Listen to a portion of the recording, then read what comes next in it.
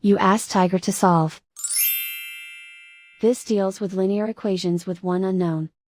The final result is x equals -2. Let's solve it step by step. Simplify the expression. Expand the parentheses. Simplify the arithmetic.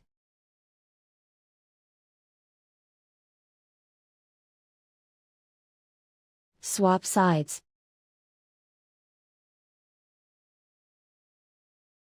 Group all constants on the right side of the equation.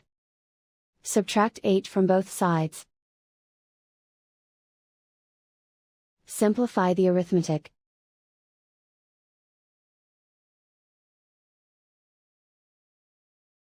Isolate the g.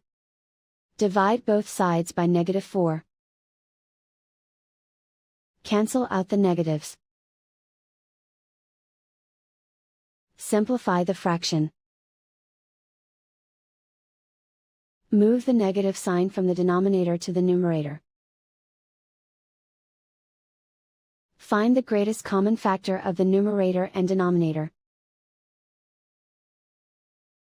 Factor out and cancel the greatest common factor. And so the final result is x equals -2.